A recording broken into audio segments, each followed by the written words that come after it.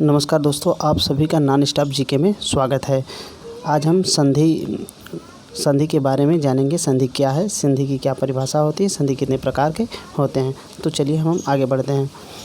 सबसे पहले यहाँ पे देखेंगे, लिखा हुआ है दो समीपवर्ती वर्णों के मेल से जो विकार परिवर्तन होता है वह संधि कहलाता है। मतलब वर्णों के मेल से जो विकार उत्पन्न होता है उसे संधि कहते हैं। संधि में पहले शब्द के अंतिम वर्ण और दूसरे शब्द के आदि वर्ण का मेल होता है। तो देखिए, अब हम उदाहरण के माध्यम से हम लोग समझेंगे। चलिए आगे देखते हैं हम लोग। यहाँ पे लिखा हुआ है उदाहरण में, देव धन आलय। मतलब यहाँ पर जो इस शब्द का अंतिम वर्ण और इस शब्द का प्रथम वर्ण मिल के क्या होता है, ये विकार उत्पन्न करता है, जिसे हम लोग संधि कहते हैं। तो देव धन आलय मिल के क्या बना, देवालय। क्या बना, देवालय। आगे हम लोग देखते हैं, जगत धन नाथ। क्या बनता है, जगत धन नाथ। ये जो त है लास्ट का, ये त और यहाँ न, ये जो स्मॉल त है इसको कहते हैं छोटा त। छोटा त ये कहाँ पे परिवर्तित हो जाता है, छोटे न में परिवर्तित हो जाता है। ये देखिए व्यंजन संधि है। हम व्यंजन संधि पढ़ेंगे तो इसके बारे में आपको विस्तृत बताया जाएगा। तो जगन्नाथ, ये जगन्नाथ बन जाता है। आगे मनः धन योग। मनः जहाँ पे विसर्ग संधि रहता है, ये विसर्ग संधि का उदाहरण है। किसका, विसर्ग, मनः धन योग। तो ये बन जाता है मनोयोग। क्या बन जाता है, मनोयोग बन जाता है। ये मनोयोग बन जाता है। ठीक है, आगे हम लोग चल देंगे। संधि के नियम द्वारा आगे हम पढ़ते हैं। संधि के नियमों द्वारा मिले वर्णों को फिर मूल अवस्था में ले आने को संधि विच्छेद कहते हैं। जैसे अब संधि के नियमों द्वारा मिले वर्णों को, जब वर्णों के मेल से संधि होता है, वर्णों के मेल से संधि कहते हैं। अब जब उन्हें शब्दों को विच्छेदित किया जाता है, उन्हें पुनः वर्णों में परिवर्तित किया जाता है, तो उसे संधि विच्छेद कहते हैं। जैसे यहाँ पे परीक्षार्थी। तो परीक्षार्थी का मतलब होता है परीक्षा देने वाला। तो पहला शब्द क्या हो गया, परीक्षा, दूसरा अर्थी, परीक्षार्थी। आगे हम लोग देखते हैं वागीश मतलब वागीश, ये व्यंजन संधि का उदाहरण है। देखिए व्यंजन संधि का उदाहरण है, हम आपको बताएंगे विस्तृत में। वागीश का मतलब होता है वाक धन ईश। ईश में हमेशा बड़ी ई होती है। ठीक है, आगे हम लोग देखते हैं अंतःकरण। अंतःकरण ये भी विसर्ग संधि का उदाहरण है। तो यहाँ पे अंतःकरण क्या हो गया, अंतः और करण क्या होते हैं, अलग अलग हो जाते हैं। तो चलिए हम लोग संधि के भेद को पढ़ते हैं। तो संधि के भेद आगे हम लोग देखते हैं। संधि के भेद, तो संधि के पहले वर्ण के आधार पर संधि के तीन भेद किए जाते हैं। वर्ण के आधार पर, किसके आधार पर, पहले वर्ण के आधार पर संधि के तीन भेद किए जाते हैं। पहला है क्या, स्वर संधि, व्यंजन संधि, विसर्ग संधि। क्या है, संधि भेद के आधार पर कितने भागों में बांटा गया है, तो 3 भागों में बांटा गया है। तो स्वर संधि, व्यंजन संधि, विसर्ग संधि।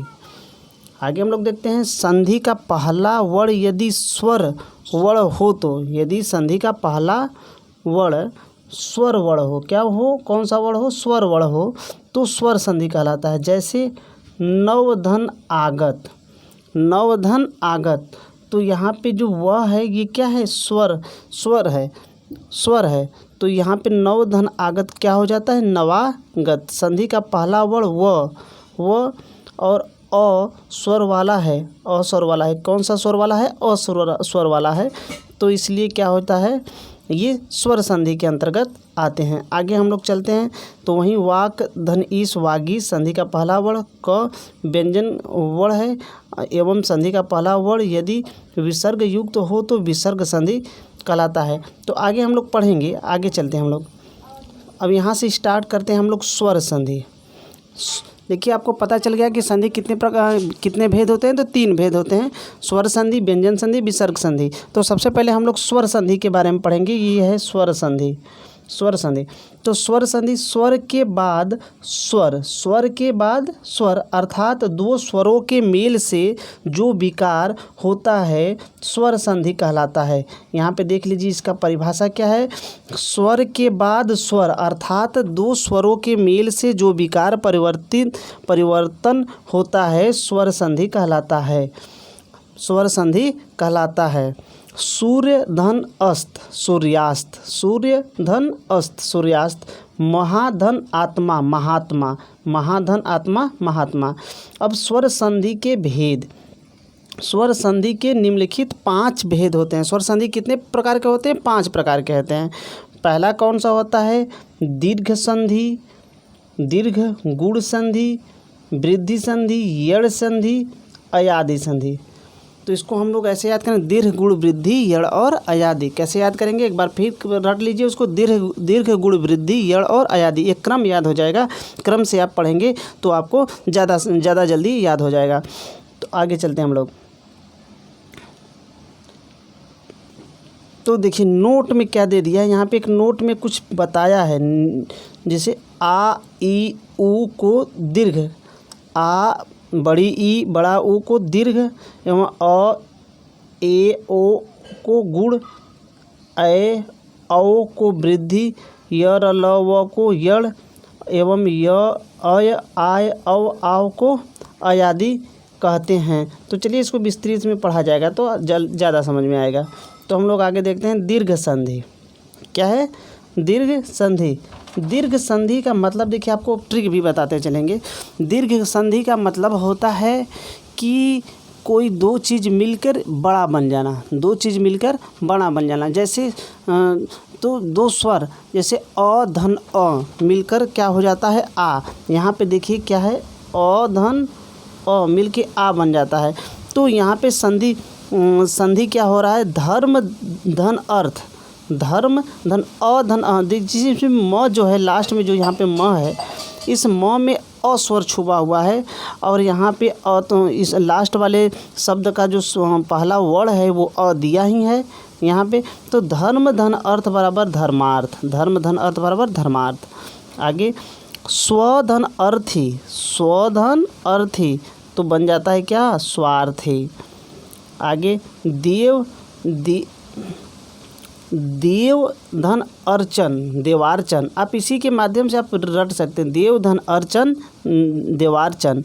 वीर धन अंगना, वीरांगना, वीर धन अंगना, वीरांगना। मत धन अनुसार, मता, मत धन अनुसार, मतानुसार। आगे हम लोग चलते हैं। यहाँ पे देखिए अ धन अ था, अब यहाँ पे अ धन आ, अ धन अ मिले तब भी आ बनता है, और अ धन आ मिले तब भी आ बनता है, आ धन आ मिले तब भी आ, और आ धन अ मिले तब भी आ बनता है। तो यहाँ पे देखिए अ धन अ मिल के आ बन रहा है। तो यहाँ पे देव धन आलय क्या हो जाएगा? देवालय। नव धन आगत क्या बनेगा? नवागत। सत्य धन आग्रह, सत्याग्रह। देव धन आगमन, देव धन आगमन, देवागमन। आगे हम लोग चलते हैं। आ धन अ, आ धन अ यहाँ पे मिलके क्या बन जाता है? आ। हमेशा आ धन अ मिलके बनता है आ। तो यहाँ पे परीक्षा धन अर्थी क्या कहलाएगा? परीक्षा धन अर्थी क्या कहलाएगा? परीक्षार्थी। परीक्षा धन अर्थी मिलके बनेगा परीक्षार्थी। सीमा धन अंत क्या बनेगा? सीमा धन अंत बनेगा सीमांत। दिशा धन अंतर, दिशांतर। रेखा धन अंश, रेखांश। रेखा धन अंश बराबर रेखांश। आगे हम लोग देखते हैं। अब यहाँ पे आ धन आ मिलके देखिए आ बन जाता है। तो महाधन आत्मा क्या बनेगा? महात्मा। विद्या धन आलय मिलके बनेगा विद्यालय। वार्ता धन आलाप, वार्तालाप। महाधन आनंद, महानंद। महाधन आनंद, महानंद। आगे आगे ई धन ई बराबर बड़ी ई बनती है। और देखिए अति धन इव, अतीव। कवि धन इंद्र, कवींद्र। मुनि धन इंद्र, मुनीन्द्र। कपि धन इंद्र, कपीन्द्र। रवि धन इंद्र, रवींद्र।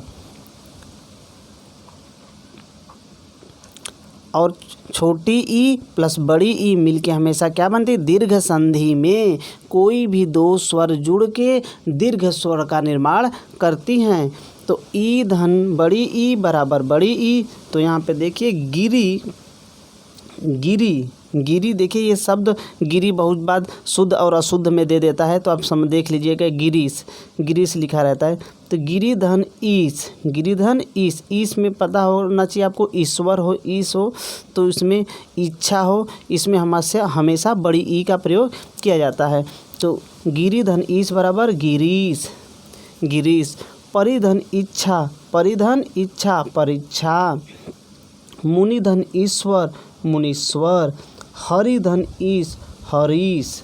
देखिए यहाँ पे परीक्षा में भी बड़ी ई की मात्रा है और हरीश में भी बड़ी ई की मात्रा है। यहाँ गिरीश, गिरीश में भी बड़ी ई की मात्रा है। आगे हम लोग चलते हैं, आगे हम लोग देखते हैं मही धन इंद्र, मही धन इंद्र। क्या बनेगा? महेंद्र। योगी धन इंद्र, योगींद्र, योगींद्र। सची धन इंद्र, सचींद्र। लक्ष्मी धन इच्छा, लक्ष्मीच्छा। आगे हम लोग चलते हैं, थोड़ा जल्दी पढ़ेंगे। रजनी, रजनी धन ईश। क्या बनेगा? रजनीश।